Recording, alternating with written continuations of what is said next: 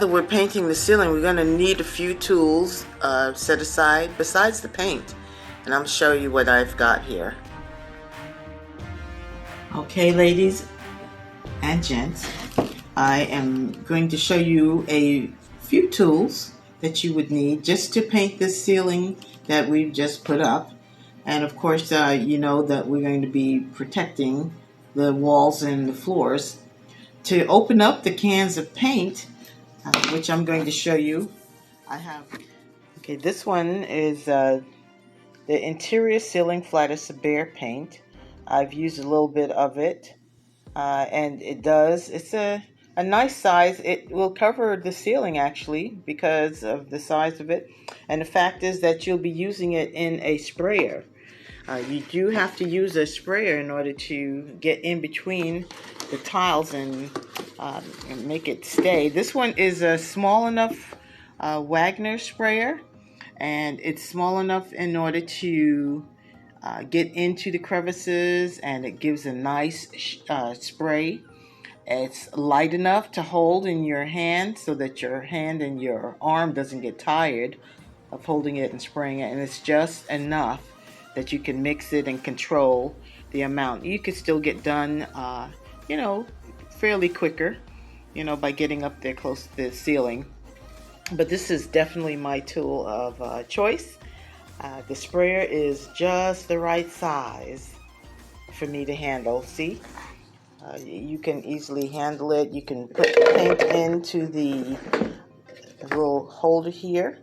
It's enough to put in, fill it to about like right here or so, and then put the rest, some water to thin out the paint so that you don't have a problem with it.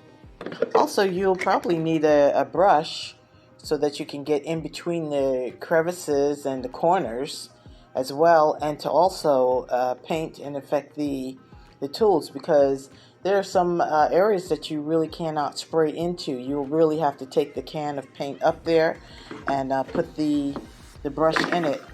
You'll need this to open up the cans of paint as well. I chose this particular type of enamel that would actually be good for the trim on the ceiling, right underneath the ceiling. That would actually fill it and also give it just a nice good satin sheen on it. As you can see, it's a satin, and there's some in there enough to do the trim with. Also, for the ceiling paint, I have another one. I should have cleaned the can off for you, but this one here is also a ceiling paint. It's a paint and primer all in one, and you could spray it wherever you need to. And it's got a stain blocking effect also. This is a white, bright white. That's a flat. This is all bright white. So if you have ceiling tile and you want to make it all the same color, sometimes the caulking will turn yellowish. And this is why we're using these three to get a good effect on the whole painting of the ceiling to make it all one color. It does have to be done. There's my sprayer. I have some scissors just in case. Also, I have a knife here, and also the Phillips head that I was using for the screws again. But also make sure that before you start to spray, go ahead and use the brush where necessary on the ceiling portions that are, right by the trim, that are, needing to be filled with the paint in order to give it a good round and filled in look. But that's it for now. So we're going to get started. What we have here, let me see if I can find a good loop, is I'm covering all the wall with plastic in order to be able to spray. Now I do have a sprayer. This is the sprayer that I'm using. I'm going to put some paint in here. That's the best way to actually handle this ceiling.